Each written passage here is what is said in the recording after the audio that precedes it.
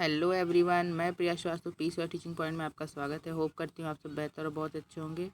ये जो BEd entrance exam की तैयारी कर रहे हैं बच्चों, उन्हीं के लिए मैंने बेसिकली वीडियो बनाया है।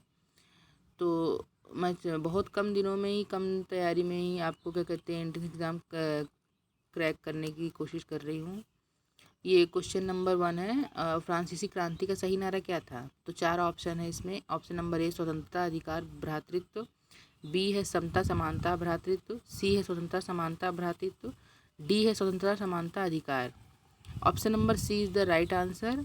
इसमें देखिए व्याख्या में लिखा है कि फ्रांसीसी क्रांति की शुरुआत 1789 में हुई थी। क्रांति के समय फ्रांस का शासक लुई 16वां था। ये रोमन संख्या में लिखा है, इसका नाम है, ये इसका अर्थ होता है 16वां। इस क्रांति में मार्टेंस्क्यू, वाल्टेयर आदि दार्शनिकों ने महत्वपूर्ण भूमिका निभाई थी। इस क्रांति का आदर्श वाक्य स्वतंत्रता, समानता एवं भ्रातृत्व था। तो इसका राइट आंसर होगा, right answer will be option number C. Second question आपकी स्क्रीन पे ये है, निम्न में कौन सा नाटक विलियम शेक्सपियर द्वारा नहीं लिखा गया है? तो ए है जूलियस सीजर, बी है हेमलेट, सी है आर्म्स एंड द मैन और डी है एज यू लाइक इट। तो ये आप समझ लीजिए, ये तीनों Julius Caesar, Hamlet, as you like it, ये तीनों ही शेक्सपियर द्वारा लिखे गए हैं, विलियम शेक्सपियर द्वारा लिखे गए हैं। सी नंबर जो है आर्म्स एंड द मैन, ये नहीं लिखा गया है इनका। विलियम शेक्सपियर एक ब्रिटिश उपन्यासकर्ता थे। इन्होंने Julius Caesar, Hamlet, as you like it, Othello एवं द ट्रेजेडी ऑफ मैकबेथ लिखे थे। आर्म्स एंड द मैन नामक पुस्तक की रचना अंग्रेजी भाषा में जॉर्ज बर्नार्ड शॉ ने सन 1894 में की थी।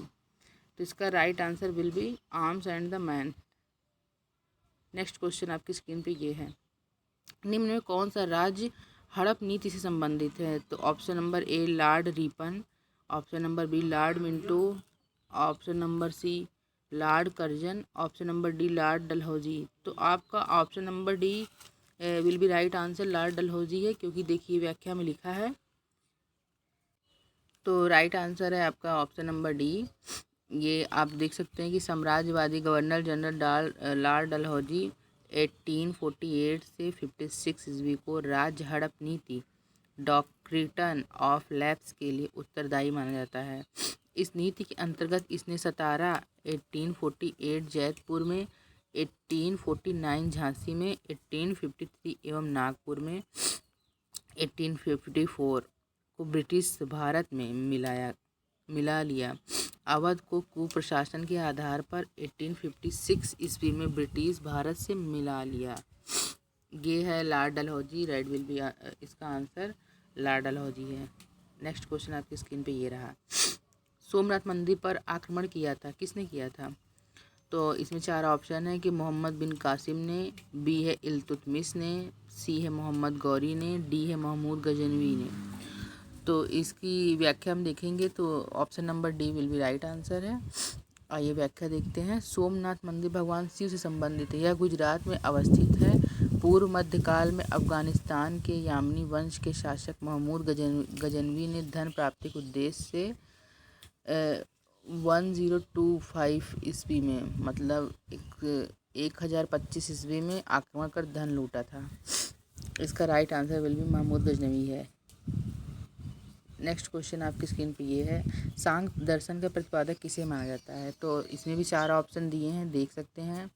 पतंजलि को, वाल्मीकि को, कपिल को, गौतम को। तो इसका राइट आंसर होगा कपिल। सांख्य दर्शन के प्रेरता कपिल मुनि को माना जाता है। पतंजलि को योग दर्शन का, गौतम को न्याय दर्शन का, जैमिनी को मीमांसा दर्शन का एवं कणाद को वैशेषिक दर्शन का माना जाता है। महर्षि वाल्मीकि ने भारत के महाकाव्य के रूप में रामायण की रचना संस्कृत भाषा में की। तो इसका right answer will be C है। जो सांख्य दर्शन के प्रतिपादक हैं वो कपिल हैं, ये आप लोग ध्यान दीजिएगा। नेक्स्ट क्वेश्चन आपकी स्क्रीन पे ये है, किस शासक ने अपनी राजधानी के लिए आगरा का चयन किया था? तो इसमें 4 ऑप्शन है, अलाउद्दीन खिलजी, मोहम्मद बिन तुगलक, बहलोल लोदी, सिकंदर लोदी। तो option number D is the right answer. Sikandar Lodi ने बहलोल लोदी का उत्तराधिकारी लोदी वंश एवं प्रथम अफगान साम्राज्य की नींव रखी, आगरा नगर की स्थापना की तथा वहां बादलगढ़ के किले का निर्माण करवाया एवं वर्ष 1905 में आगरा को अपनी राजधानी बनाया। तो option number D will be right answer. Next question आपकी स्क्रीन पे ये है, उत्तर प्रदेश के किस स्थल से नवपाषाण काल के औजार और हथियार मिले हैं? तो मेरठ, सराय नाहर राय से, अहिच्छत्र से, काम्पिल्य से। तो option number D will be right answer. Uttar Pradesh के मिर्जापुर, सोनभद्र, बुंदेलखंड एवं प्रतापगढ़ के सराय नाहर से उत्खनन के पश्चात नवपाषाण काल के औजार और हथियार प्राप्त हुए हैं। तो option number B is the right answer.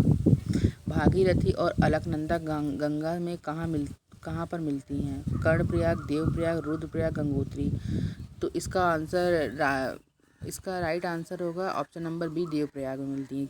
देखिए, देवप्रयाग में गंगोत्री हिमनद से मिलने वाली भागीरथी नदी और बद्रीनाथ धाम से आने वाली अलकनंदा नदी का संगम होता है और ये दोनों नदियों संयुक्त रूप से गंगा नदी कहलाती है। गंगा नदी हरिद्वार के निकट मैदानी भाग में प्रवेश करती है। गंगा यहाँ से पहले दक्षिण की ओर, फिर दक्षिण पूर्व की ओर, फिर पूर्व की ओर बहती हैं। इसका right answer will be answer number B है, देवप्रयाग। नेक्स्ट क्वेश्चन आपकी स्क्रीन पे ये है, रिएक्टर स्केल का प्रयोग किसके मापन के लिए किया जाता है? तो इसमें भी 4 ऑप्शन है, तरल के घनत्व, भूकंप की तीव्रता, वायु की आर्द्रता, वायु का वेग। तो ऑप्शन नंबर बी, भूकंप की तीव्रता, इसका राइट आंसर। देखिए, भूकंप की तीव्रता की माप रिएक्टर स्केल पर की जाती है, जिसका विकास चार्ल्स रिएक्टर द्वारा 1935 में किया गया था। यह एक लघुकणीय पैमाना है जिसका पाठ्यक्रम 1 से 9 तक होता है। इस स्केल पर प्रत्येक अगली इकाई पिछली इकाई की तुलना में 10 गुना अधिक तीव्रता रखती है। तो इसका आंसर राइट होगा, भूकंप की तीव्रता, सेकंड ऑप्शन। ये देखिए, नेक्स्ट क्वेश्चन आपकी स्क्रीन पे, किस रोग का पूरी तरह उन्मूलन कर दिया गया है? खसरा, चेचक, छोटी माता, कंठमाला। तो बी है ऑप्शन नंबर बी, चेचक को ही पूरी तरह से भारत देश से ख़त्म कर दिया गया है।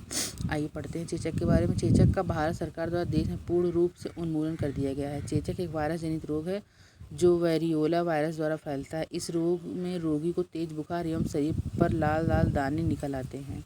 तो option number B is the right answer. Next question आपकी स्क्रीन पे ये है, सेलुलोसी भित्ति किसके सेलों से पाई जाती है? तो पशु, फंजाई, कवक, बैक्टीरिया, पौधे। इसमें 4 ऑप्शन है, option number D is the right answer, पौधों से पाई जाती है।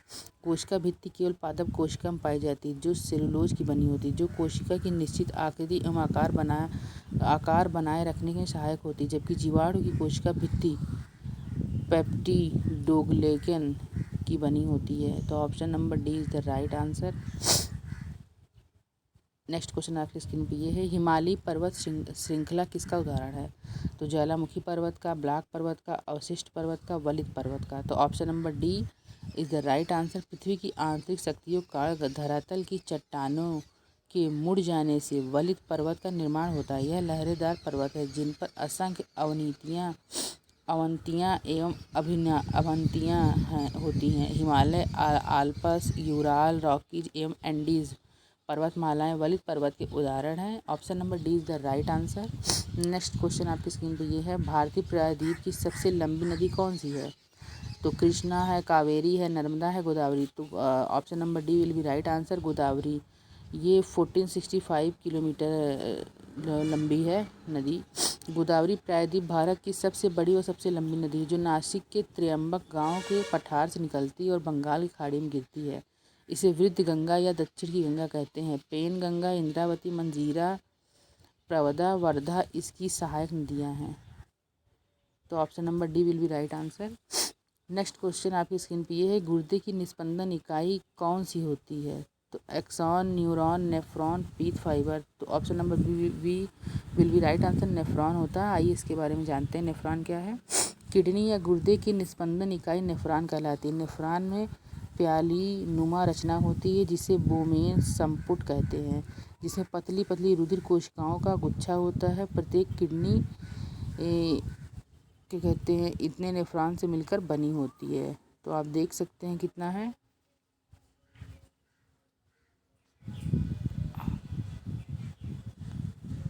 ये 13 करोड़ हो गया। Thank you so much for watching my video. Thank you everyone. Please like share subscribe ज़रूर करिएगा।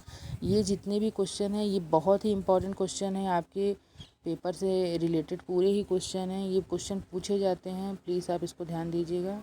Thank you so much for watching my video. Thank you.